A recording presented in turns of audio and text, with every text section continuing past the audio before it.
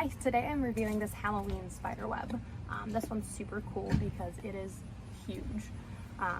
It comes with some extra surprises in the box as well. This is the spider. Here are the stakes for the ground.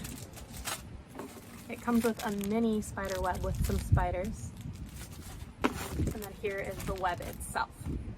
I love Halloween and I love decorating my yard.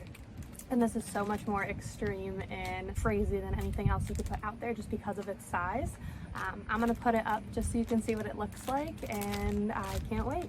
A close-up of the material. And now this is weatherproof and reusable, so you can use it year after year.